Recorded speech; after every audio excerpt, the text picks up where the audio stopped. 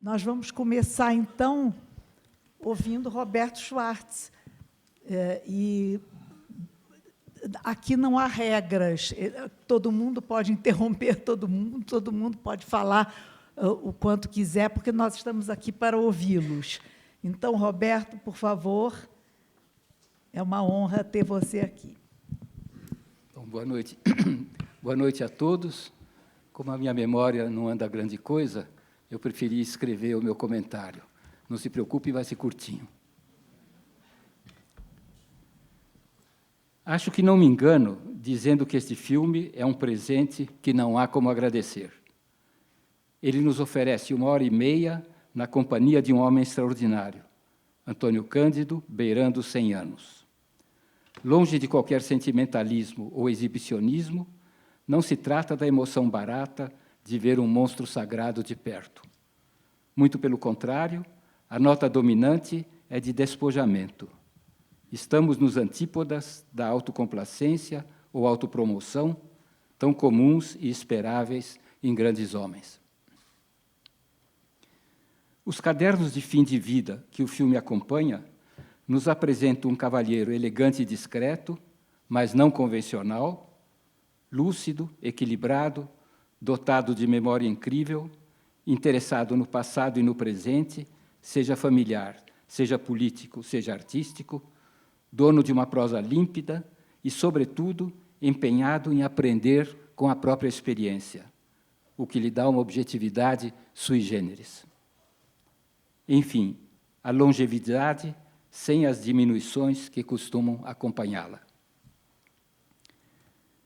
Com uma sobriedade que é toda dele, Antônio Cândido vai desfiando observações, reflexões, lembranças, do trivial ao cabeludo, sempre interessantes e curiosas, às vezes incisivas e desconcertantes.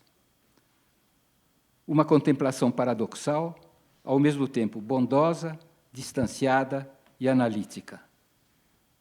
Ao acaso dos dias, a diversidade dos assuntos faz aparecer a envergadura do memorialista, que tem algo vertiginoso, do jardineiro analfabeto da infância em Poços de Caldas, às obrigações antirracistas de um eventual socialismo no Brasil, aos ritmos da vida conjugal e da viuvez, à originalidade da poesia de Baudelaire, ao tráfico de armas, drogas e mulheres no mundo atual, ao impeachment de Dilma, ao papel das pernas na velhice, tudo sem nenhuma grandiloquência, luminosamente claro.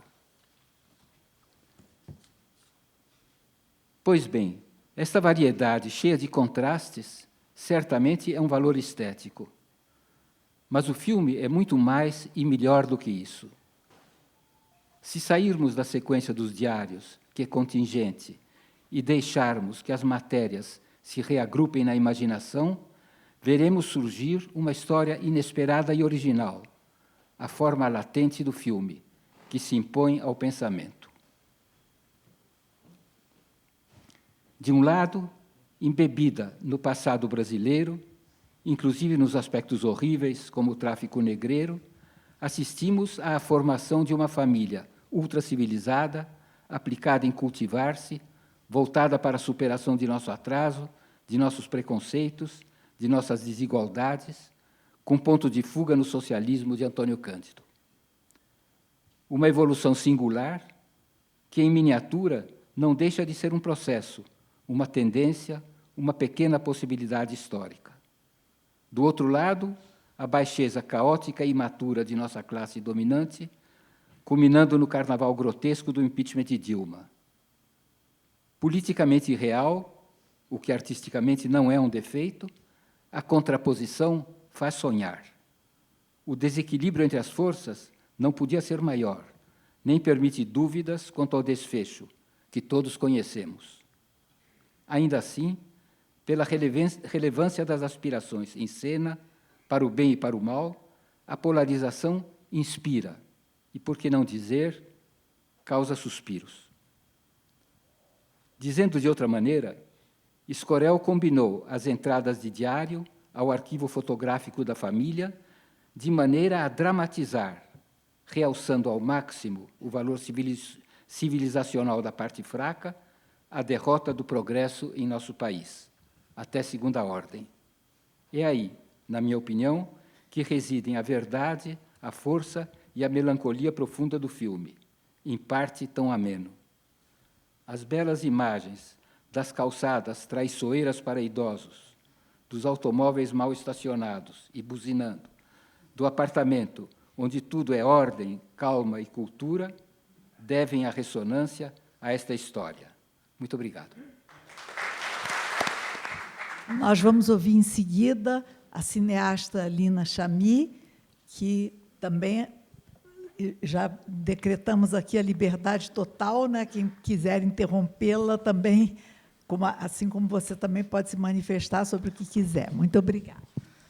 Muito boa noite. Eu, primeiramente, quero agradecer ao Eduardo Escorel pelo convite. Para mim é uma honra e é um imenso prazer falar desse filme que me tocou profundamente.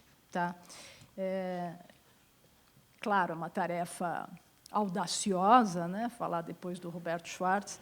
Eu vou pegar um pouco de onde você deixou e quero falar de aspectos do filme, aspectos de linguagem, de como o filme acontece, né? E já peço ajuda para o próprio Antônio Cândido. Vou ler aqui uma passagem onde ele pensa sobre a percepção da obra literária, né? Ele diz o seguinte: a percepção de uma obra de literatura não é uniforme e nem constante, porque varia conforme o nosso estado de espírito e a nossa sensibilidade. O ato de ler está ligado de maneira profunda ao momento. Bom, eu convido vocês a pensar esse conceito em relação a um filme. E eu acho que, em relação ao cinema, esta colocação é ainda mais potente, né? Assistir a um filme é uma vivência de 1h30, né? O filme é sempre um objeto sensorial. Muitas vezes as pessoas dizem, entendi um filme. A gente primeiro sente um filme, né? E essa potência do cinema eu enxergo na linguagem do filme. Eu acho que ele aparenta certa... É um cinema estoico, do Eduardo Escorel, mas ele tem grandes sutilezas e ele é muito arrojado em termos da relação que ele propõe com o espectador, né?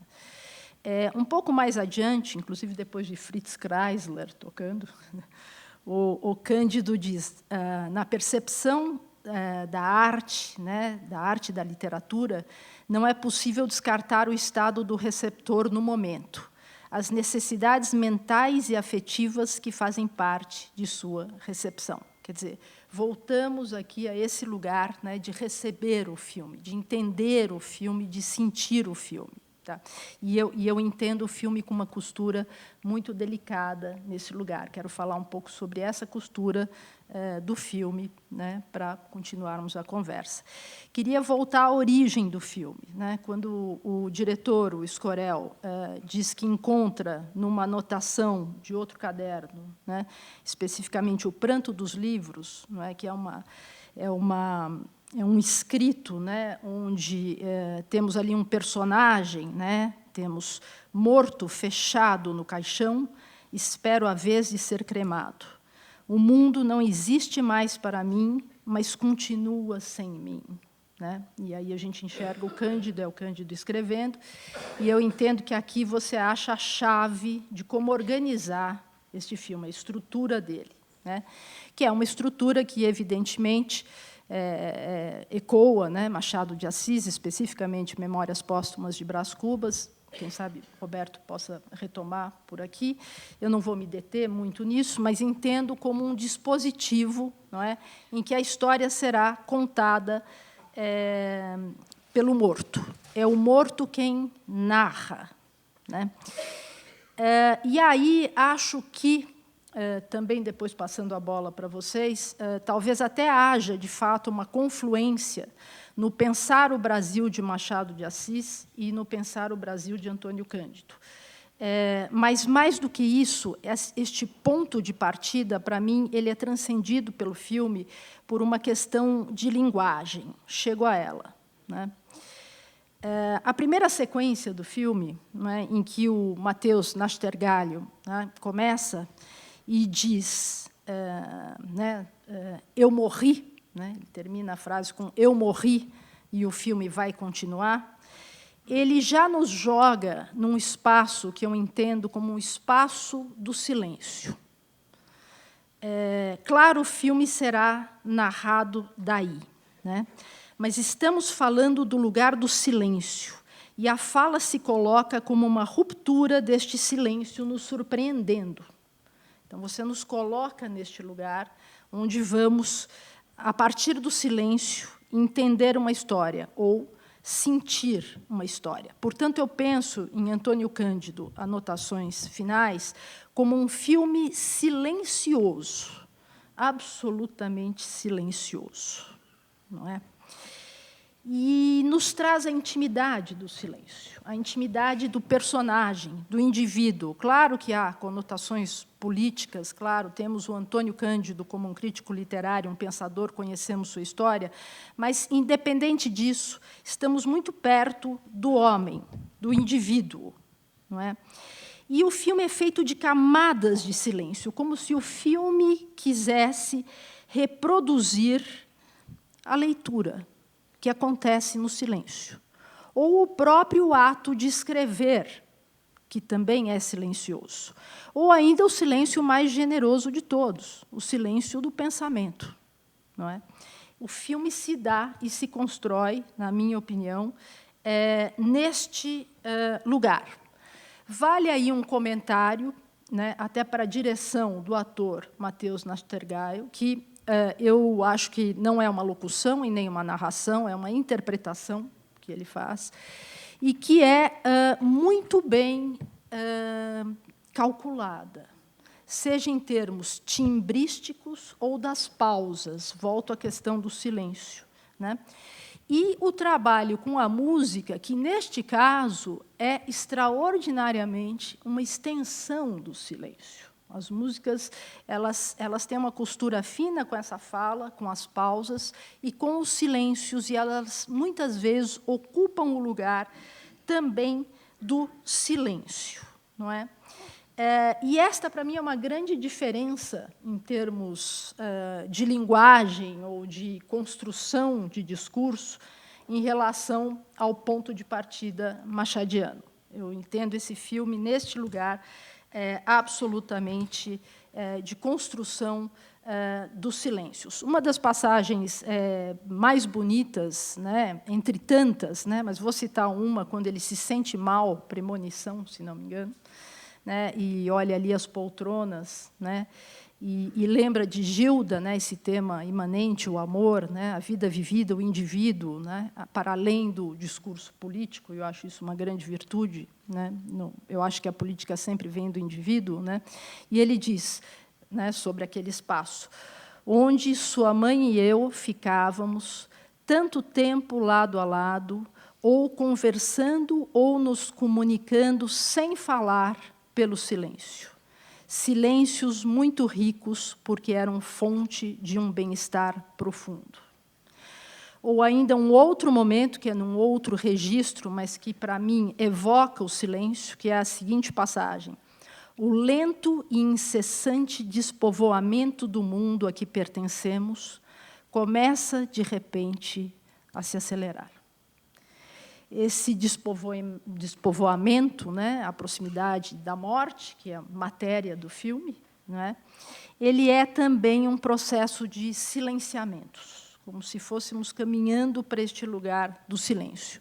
Mas, evidentemente, há o cotejo com a imagem, também neste lugar do silêncio. E aí eu gostaria de apontar, né, alguns aprisionamentos, né,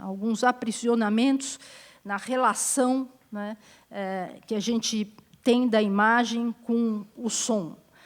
Por exemplo, as calçadas cada vez mais perigosas, selvagens as calçadas, não é? No instante da extrema velhice, né? O perigo, né? Quer dizer, nós temos um personagem, o mundo vai o aprisionando né, os quarteirões a caminhada vai diminuindo, né, ele está nesse espaço, né, do apartamento que ao final estará vazio, como outra imagem do silêncio, né, mas temos esse embate. Temos um embate também que eu acho que ecoa, e aí quero passar a palavra, que é o próprio raciocínio, né, que está ali em classe e consciência de classe, não é? Que é a ideia de que estamos, de certa forma, também aprisionados à nossa classe social para a nossa percepção do mundo e agir político. É uma outra prisão, e eu estou pensando nas prisões como silêncios, como essa construção. E um terceiro e extraordinário, volto ao início da minha fala, não é? Que é este momento nosso, também aprisionados na nossa sensibilidade, sempre contida, esse instante de perceber o filme que ele descreve tão bem, sempre condicionado ao nosso estado, né? E, interessantemente, essa construção do filme vai levando, não é, a uma consciência imanente desse personagem, ou do filme, ou do diretor, né, que vai construindo essa linguagem, não é, até chegarmos a uma descrição do que seria a possibilidade de uma realidade segunda, isto é, uma realidade que só é permitida neste local silencioso e quase aprisionado, de alguém que caminha para a morte, com todas as menções à solidão, à ausência de Gilda, mas que aqui é possível até ressignificar, através da memória, as vivências, não é? E, interessantemente, não é, chegamos ao homem pacificado. Eu estou pensando aqui uma linha de como o filme acontece, né? E não por acaso, o filme vai terminar no que se chama de epílogo, né, em que temos, pela primeira vez, não é, Antônio Cândido, eu vou dizer, vivo. O cinema é capaz dessas proezas, né? É ele, de viva voz, não é, que se coloca ali, não é, e que fala, não é, do seu estudo sobre as classes pobres, o seu estudo. Quer dizer, ele está num lugar, ele não pertence àquilo, mas ele olha aquilo, não é? E o entendimento que ele tem, não é, de que entre a liberdade e a igualdade, não é, a liberdade é sempre a minha liberdade e a igualdade é de todos, como se a igualdade é de todos, como se essa igualdade também fosse uma maneira de se desprender desse lugar. Há um constante desprendimento. Ele mesmo diz, me interesso cada vez menos pelo presente e mais pelo passado, como se fosse se desprendendo. Mas esse discurso político final, na minha opinião, arremata, não é, essa viagem do personagem dentro de si mesmo, a caminho da morte, nesse espaço silencioso, mas que, ao mesmo tempo, pode, por final, desprendê-lo. Isso é a sua visão política, a sua visão do Brasil, é a sua crença e é o seu desprendimento do presente, né? Eu queria fechar com... Eu fui assistir esse filme no Não É Tudo Verdade, eu vi na telona, né? Reencontrei lá o querido amigo Eduardo Escorel, né? E você apresentou o filme lá com uma citação, né, que é uma colocação dele, que é a seguinte: uma das coisas boas é reduzir a vida a palavras. Elas podem ser uma espécie de sobrevida, né? A sobrevida está na obra, de fato, né? Entendemos isso, né? E essa frase, eu até queria voltar à interpretação do Matheus Nachtergaele, que ele diz que procurou o registro da paixão educada, eu acho que isso tem a ver com esse personagem, não é? Ela me lembrou uma outra frase, um tanto mais selvagem, menos educada, talvez um pouco mais estabanada, mas que me veio assim com muita força e me tocou profundamente, que é uma frase de Paz Alicia Garcia Diego, que é uma roteirista mexicana, né? E ela está se referindo ao cinema, e ela diz: narrar é uma forma de evitar a morte, né? E eu acho que, se a gente voltar um pouco à razão do filme, né, a ideia do o mundo não existe mais para mim, mas continua sem mim, né, a beleza, e eu acho que o que nos toca, e talvez a força motriz para se fazer um filme, ou, enfim, para se pensar, ou para se, enfim, ler um livro, ou estar vivo, que ele mesmo aponta como os momentos de liberdade, né, do bicho-homem, né, eu diria que o mundo não está tão sem Antônio Cândido. É isso. Obrigada pelas suas observações tão interessantes, tão ricas, assim como as do Roberto também. Mas agora nós vamos ouvir o autor, o diretor do filme, e ele vocês poderão naturalmente interrompê-lo também, questioná-lo sobre o que ele vai dizer. Até agora ninguém Todo mundo interrompeu se portou ninguém. maravilhosamente. De tal Essa forma. mesa é muito educada, maravilhosa. Eduardo, com a palavra, parabéns. Obrigado, Raquel. Eu queria, rapidamente, antes de começar, fazer um agradecimento, que eu acho que é devido ao Instituto Moreira Salles, pela acolhida do filme. O filme está estreando aqui e no Instituto de Poços de Caldas, onde estreou ontem, onde nós tivemos uma sessão também com debate lá ontem. E não só agradecer em meu nome, mas também como da equipe do filme, em particular dos produtores, dois dos quais estão aqui, a Zita Carvalhosa e o Patrício Leblanc, sem os quais eu não teria conseguido fazer nem terminar esse filme. Então, obrigado à equipe toda aqui do Instituto e ao Instituto de maneira geral, e muito obrigado à minha equipe que me permitiu fazer o filme. Falar depois do Roberto e da Lina é difícil. A Lina tirou várias palavras da minha boca, antecipou certas ideias. Eu fico um pouco em dúvida sobre que caminho seguir aqui. Eu vi o Roberto fazendo umas anotações, ele talvez queira, depois ou agora, comentar. Depois? Tá bom. Eu vou pegar, então, uma questão que todos os repórteres com quem eu falei, todas as oportunidades que eu tive até hoje de falar sobre o filme, há sempre uma pergunta sobre a origem do filme, de onde vem o filme, por que fazer o filme, de onde surgiu a ideia de fazer o filme. E isso também não é uma coisa simples e rápida de explicar. Eu vou tentar falar repetindo um pouco coisas que a Lina talvez já tenha apontado, mas pelo menos um dos aspectos que tem a ver com esse texto que ela citou, O Pranto dos Livros. Porque esse texto realmente foi um dos fatores essenciais, básicos, para a ideia de fazer o filme e para encontrar a solução narrativa para o filme, que é complexa, quer dizer, que era uma questão que, se não houvesse essa solução, eu imagino que talvez eu não sequer tivesse feito o filme. Esse texto foi escrito em janeiro de 1997, quando Antônio Cândido tinha feito 79 anos.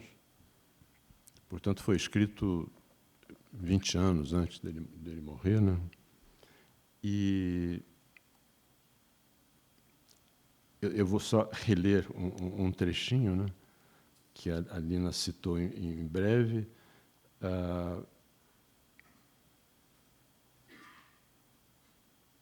E que ele imagina o narrador já morto, né?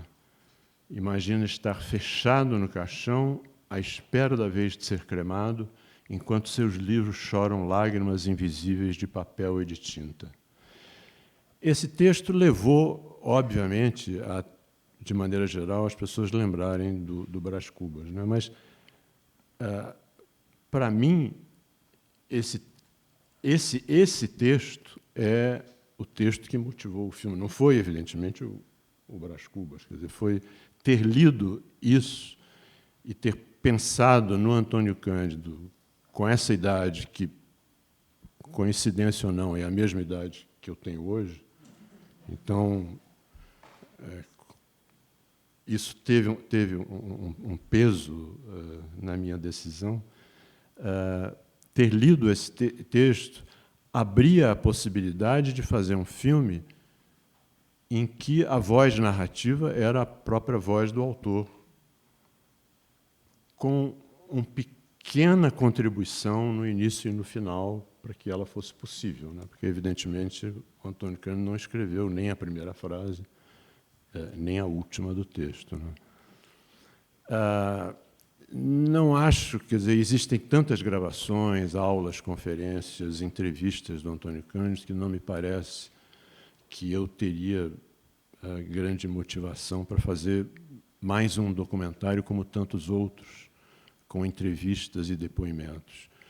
Já fazer um documentário narrado pelo próprio personagem, por mais que isso fosse um desafio, me interessou muito, em grande parte porque, cobrindo esse período final da vida, que vai de final de 2015 a maio de 2017, isso daria, me parecia, a possibilidade muito incomum, ou rara mesmo, no cinema, do espectador acompanhar o pensamento, e não é o pensamento de qualquer um, é o pensamento de um intelectual da qualidade do Antônio Cândido, nesse período crucial da vida, né? Em que ele estava pensando nesse ano e meio final de vida. Então, há ali uma gama, talvez um mosaico de tópicos, temas, que vai e vem, costura, que permitem, eu acho, acesso. Eu não sei, acho que em cinema eu acho que não existe uma outra, não sei se existem outras experiências como essa. É possível que existam. Não sei se na literatura existe uma situação feito essa em que... O que é extraordinário é que essa voz do morto é efetivamente a voz dele. Exato. Ela não é uma voz ficcional. Exato. Porque tem Pelo Bill fato de ser a Wyler, voz dele, Sunset exatamente. Boulevard, o Arca Russa, nós temos narradores, mas não esta circunstância. Exato. Ela é extraordinária. Então, e foi isso que me motivou, de maneira decisiva, a buscar o filme, encontrar uma maneira de narrar, e que a Lina citou o Matheus, né, quer dizer, que foi a única pessoa que me ocorreu, e foi a única pessoa convidada, não houve uma busca, porque eu, vendo por acaso o filme do Sérgio Machado sobre o Mário Peixoto, Onde a Terra Acaba, por outro motivo, eu pus o DVD, na época que existia DVD, e ouvi, não sabia quem tinha narrado, ouvi aquela voz, nós já estávamos trabalhando na edição, com a minha voz servindo de narração provisória, mas eu nunca imaginei narrar o filme, acho que não teria menor cabimento. Quando eu ouvi a voz do Matheus, eu disse, bom, essa voz aqui nos serve perfeitamente. E contactei ele, convidei ele, e ele foi extraordinário, realmente, em todos os sentidos. Então, um pouco para não me alongar demais, nessa que talvez seja a primeira intervenção, eu diria isso, e posso depois, se eu tiver a oportunidade, depois da gente conversar assim mais livremente, voltar a essas questões, tá bom?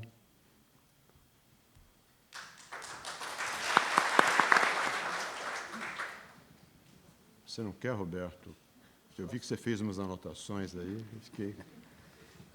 Acho que a Lina apontou muito bem que esse filme se passa dentro de um espaço de intimidade, uma intimidade que é quase um silêncio e, além disso, uma intimidade muito cultivada, ou, como disse o Nachtergele, uma paixão educada. Isso realmente tinge o filme inteiro. e contrasta, no meu modo de ver, muito violentamente com a grosseria espantosa do mundo político ligado ao impeachment da Dilma.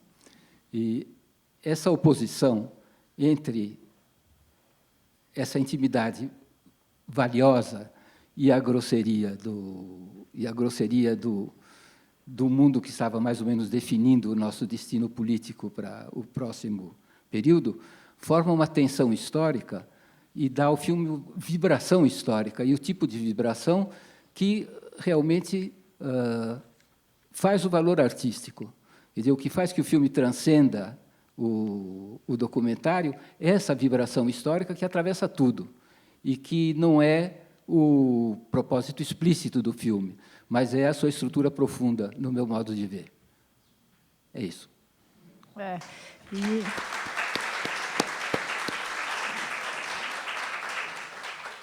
E eu acho que isso está no filme, né? Tem uma fala em que ele conclui, né, sobre o exercício civilizatório como uma barbárie, né? É um contraste que vai surgindo ali com muita força, e do indivíduo, de fato, desse lugar íntimo, em contraste com a barbárie que ele presencia. Mas ele faz um raciocínio sobre isso. Outro aspecto que eu comentaria, que eu não comentei na primeira intervenção, que me chama muita atenção, é o fato, talvez improvável, a não ser sendo Antônio Cândido quem é ou quem foi, de, nesse ano e meio final da vida, nos 2 últimos cadernos, ele abordar uma variedade de temas, assuntos e aspectos que, de certa maneira, são uma certa síntese da vida inteira, né? Ele volta à infância, lembra do filme que viu quando menino, ao mesmo tempo fala de fatos contemporâneos, que a gente poderia imaginar um senhor com 97, 98 anos, preso no cotidiano do final. E, por mais que o tema da iminência da morte percorra todos os cadernos, logo no princípio ele já toca nessa questão, e acho que é um dos temas mais dramáticos e importantes que ele sente, ao mesmo tempo ele não deixa de falar de literatura, de falar de cinema, de falar da Gilda, como fala, e tantos outros temas. Então, é quase como se ele estivesse construindo aquilo que, pelo menos conscientemente, certamente não foi o caso, pensando naquilo poder constituir um filme ou um livro. Entende? E eu tenho uma curiosidade, que é se sabemos como ele pensava esses cadernos, se ele imaginava que isso seria um material a ser publicado, ou se eles são absolutamente uma escrita dele para ele mesmo. Eu acho que transparece no texto uma certa ideia de que os textos viessem a ser lidos, em especial pelas filhas, mas não só pelas filhas. Acho que ele está presumindo isso o tempo todo. Para as filhas, sim, mas para o mundo... Não, para o mundo também. E ele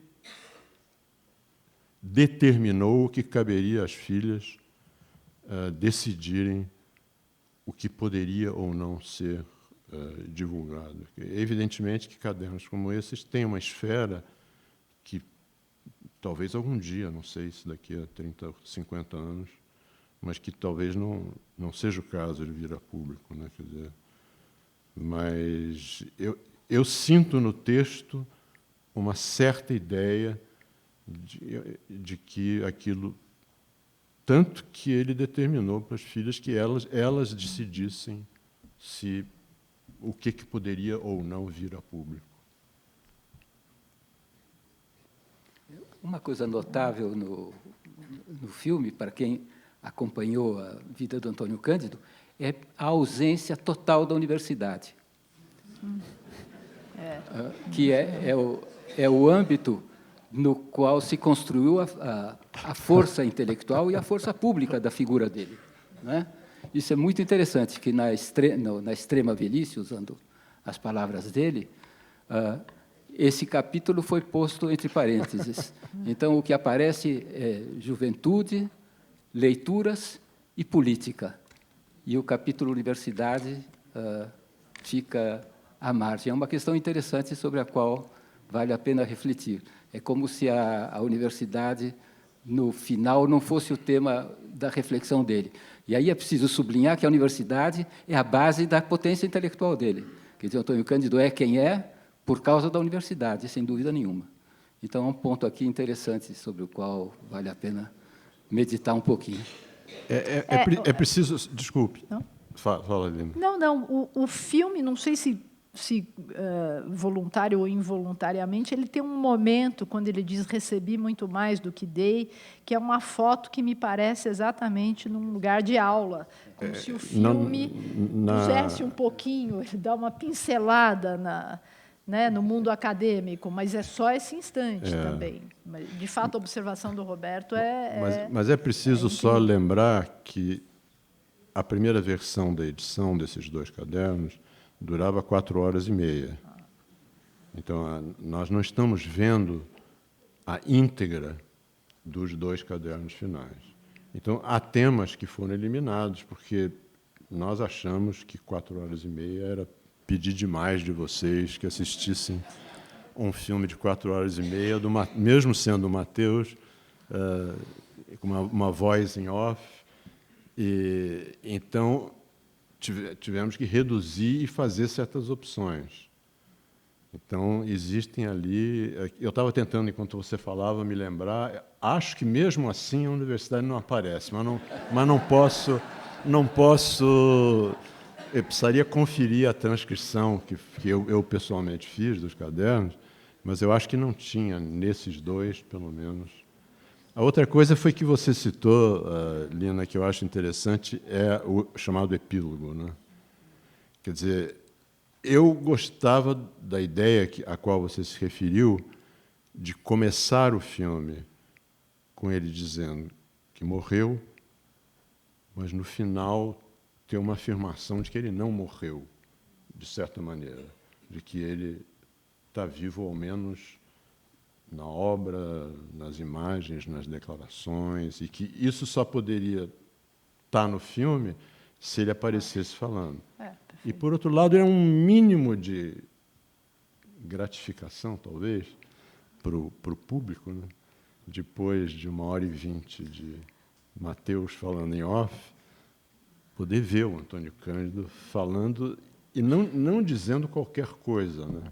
Quer dizer, havia, inclusive, até quase o final, na verdade, um outro trecho. Esse trecho foi sugerido até pela Ana Luísa, uma entrevista dada a professores da Universidade Federal de Pernambuco, uma longa entrevista, do qual foi tirado esse pequeno trecho, em que ele fala da formação dele, de sociólogo, né, os estudos do Caipira e da viagem ao Nordeste, que foi importante para ele, e depois fala da questão de entre igualdade e liberdade, ele optaria sempre pela igualdade.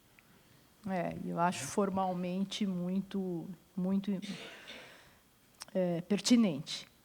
Isso está no fim, né, dada toda a construção. E você falou dessa coisa das memórias, né, que saltam um pouco e, de fato, não estão ordenadas, embora pareça ter uma cronologia.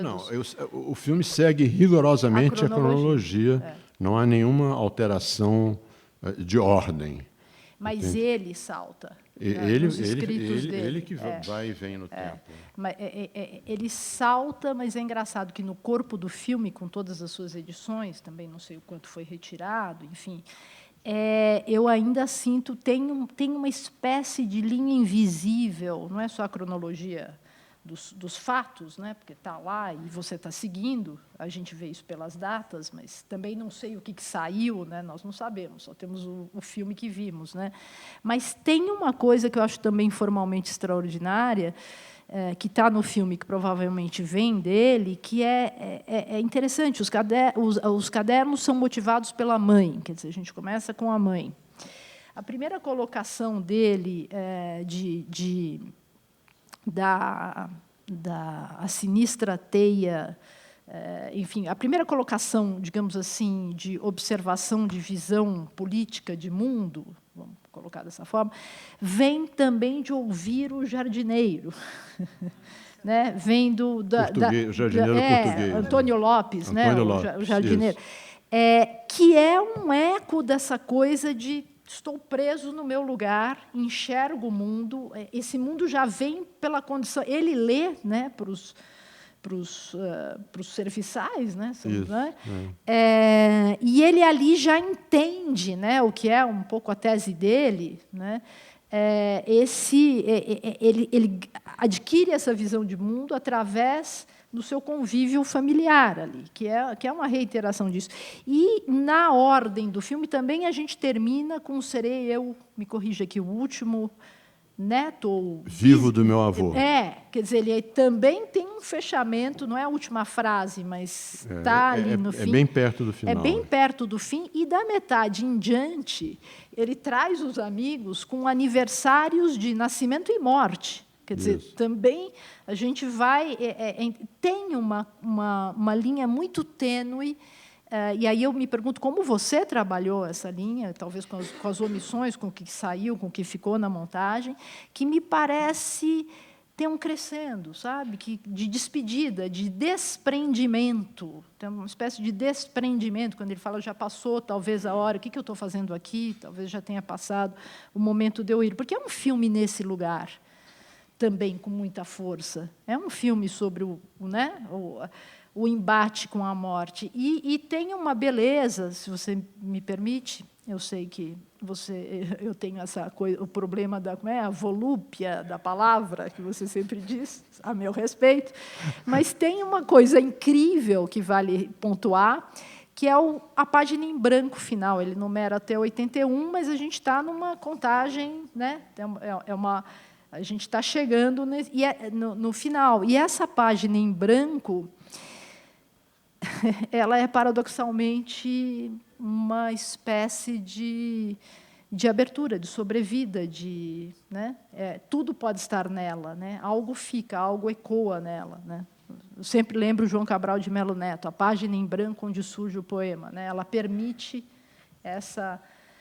este ecoar do filme. Então, ele tem uma estrutura muito atávica. Alguma coisa acontece aqui que organiza esses eventos. E eu acho isso uma construção extraordinariamente delicada e sofisticada. Ele acontece nesse lugar, nessas camadas, e é belíssimo. Eu queria também ressaltar uma coisa que tem a ver com esse contraste entre a delicadeza e a grosseria, né, que foi abordado aqui pelo Roberto, porque a cena em que ele narra que os trabalhadores da casa, que eram imigrantes e queriam ouvir Amor de Perdição lido novamente, quer dizer, isso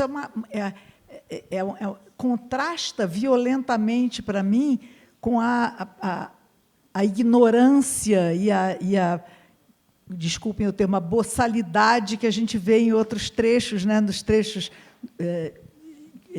enfim, que retratam aquele triste momento político que ele aborda, e isso me chocou muito, quer dizer, como aqueles analfabetos, ele menciona o fato de serem trabalhadores analfabetos, e ainda assim querem que alguém leia para eles Amor de Perdição, que eles já ouviram antes. E o que lerão ou o que desejarão ouvir aqueles personagens lamentáveis que aparecem ali, né? Então, isso foi uma coisa que me tocou muito no filme, né? Esse contraste. Uma coisinha que talvez valha a pena repartir com vocês a respeito desse contraste entre delicadeza e boçalidade, a palavra que você usou. Eu estive ontem em Poços, como eu disse a vocês, né? E fui ver a casa, que eu sabia que não existe mais. Então, a casa que aparece no filme, a casa de Poços, casa onde ele passou de 1930 a 42, primeiro, quer dizer, toda a adolescência, início da vida adulta, e depois voltou durante, acho que pelo menos 20 anos, década de 60, 70 e 80, talvez um pouco mais, a frequentar e a ir. E essa casa foi, depois da morte dele, vendida, mesmo acho que antes da morte dele, vendida, demolida, foi construído uma espécie de bunker com um muro que não permite ver praticamente nem, e tem uma casa que ocupa todo o terreno, até quase colado no muro. Então, vocês falando, eu lembrei do contraste entre essas duas casas que ele habitou e a casa como ela está hoje, né? Por falar em contraste, todo mundo terá sentido que o epílogo contrasta muito violentamente com o filme inteiro, não é? Não só porque é ele falando, mas é ele numa outra idade. O epílogo é de 65. Em 65, ele tem menos de 50 anos de idade, então está na força dos anos. Acho que de 95. Não, 65. Não. No final? Não. O epílogo final é de 65. É de 95. Certeza? Absoluto. Então, se... Em 95, ele tinha 77 anos. 77 anos. Então, quase 80. Eu vi esse... Bom, você conhece o filme melhor do que eu. Eu posso estar enganado, mas eu diria com segurança que é 95. Ele está muito moço. Pois é, ele era moço mesmo. Bem, em todo caso, esse epílogo ele é muito mais ácido do que o resto do filme. A afirmativa de que entre a liberdade e a igualdade ele prefere a igualdade, ela é muito agressiva e muita gente se escandalizou com ela. E a observação que eu ia fazer dependeria de que fosse de 65, porque o que eu queria dizer é o seguinte: quando Antônio Cândido diz uma coisa muito, enfim, chocante como essa, né? Eu acho que a grande maioria das pessoas de esquerda, até por prudência, diria: eu quero as duas coisas, eu quero liberdade e igualdade, e tende a recusar a alternativa, né? De ter as duas coisas, um socialista democrático que é as duas coisas. E eu penso que quando o Antônio Cândido toma tudo isso que eu estou dizendo, o Antônio Cândido sabia perfeitamente. Eu não estou dizendo nada que ele não soubesse, mas eu penso que quando ele dizia uma coisa assim, ele estava pensando em Cuba, ele estava pensando em defender a Revolução Cubana, e não estava pensando na União Soviética, em relação à qual ele provavelmente não diria isso. Eu penso que, para situar essa colocação, é interessante pensar nisso. Mas eu peço ainda que vocês deem uma revisada na data, porque... Eu vou te mandar um e-mail amanhã, confirmando. Atrapalha muito o meu argumento. Não, mas o filme corrobora seu argumento, que a gente tem Cuba exatamente a sequência muito perto do fim, é uma das últimas, né? E não é por nada que tem a morte do Fidel, né? Quer dizer, e que foi mantida no filme também, né? Quer dizer, você tem um eco, a morte do Fidel, com essa fala que é pouquíssimo tempo depois, né?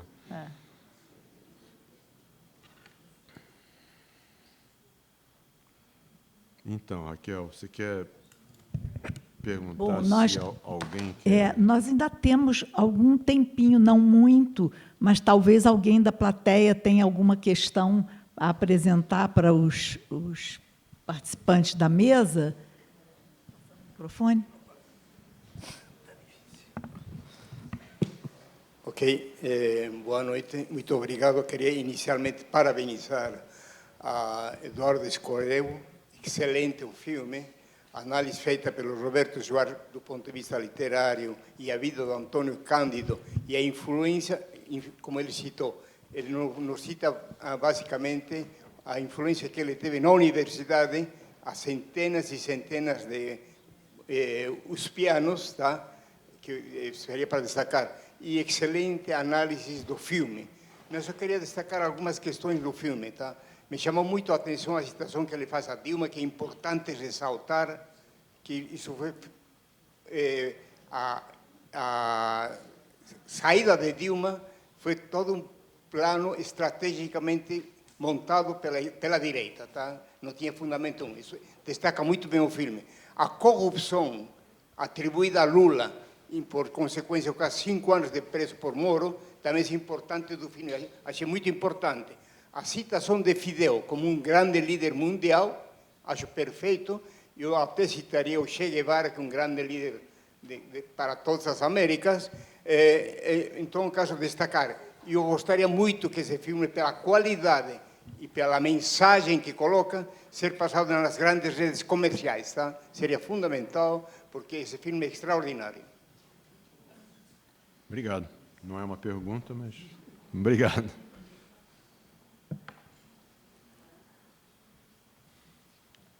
Aqui embaixo tinha alguém que levantou a mão também.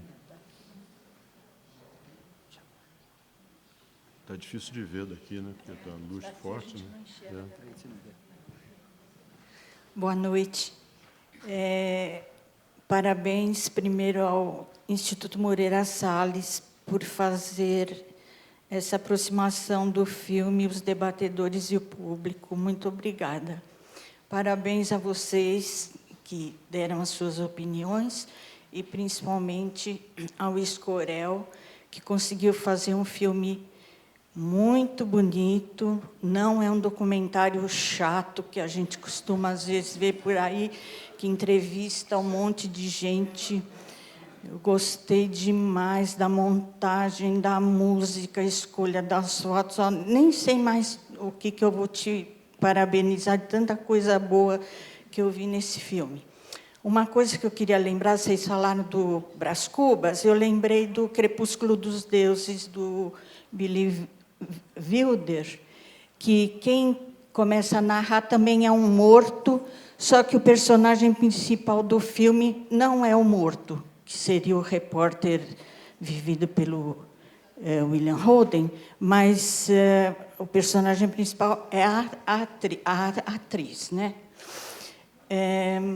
Agora eu queria falar, a minha opinião difere um pouquinho da Lina.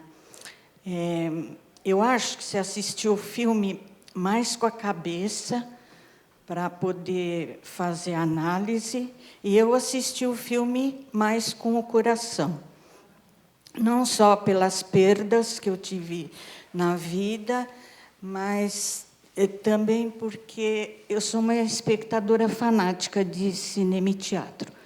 Então, quando eu vou no cinema e estou assistindo o filme, eu me identifico com muitas coisas. Nesse filme eu até chorei. Então, o que eu discordo de você, que você falou desse filme que é O Silêncio, para mim não é. Porque nas horas que não está falando nada no filme, aqui dentro de mim tem uma coisa falando dos meus sentimentos. Então, é como se fosse assim, para você é o silêncio, para mim é o eco. Mas acho que estamos falando a mesma coisa. O silêncio não é necessariamente a ausência de som. Eu estou pensando só um registro de construção. Acho que não estamos tão distantes. Não, eu estou dizendo silêncio de ausência de demonstrar sentimento, de falar das coisas. Não. Eu concordo com você. Tem muito disso no filme. Ele é extremamente tocante. É isso. Obrigada. Raquel, então, encerramos?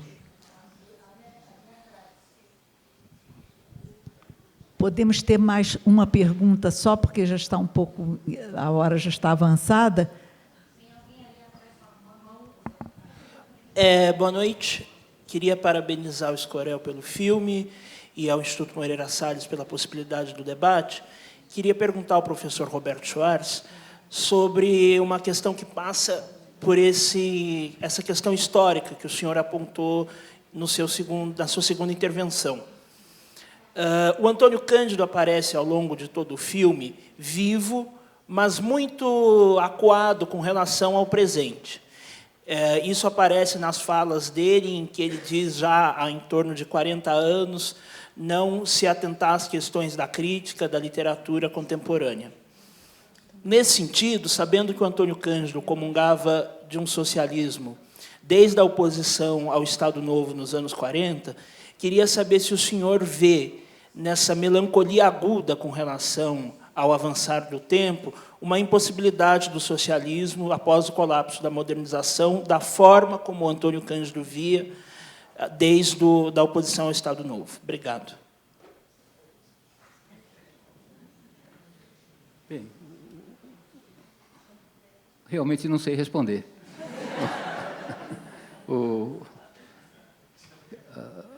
O fechamento do horizonte socialista hoje, certamente, não é uma questão que se possa aprender particularmente a pessoa dele. Todos aqui presentes sentem isso de uma maneira ou de outra. E não saberia datar, não saberia fazer uma cronologia das datas do ceticismo do Antônio Cândido. Acho que, de um modo geral, ele sempre foi bastante cético e, ao mesmo tempo, sempre foi militante, né? Ele mesmo dizia que 64, para ele, tinha sido uma viravolta extraordinária e que ele tinha deixado de ser um homem alegre depois do golpe de 64. Não sei dizer mais do que isso.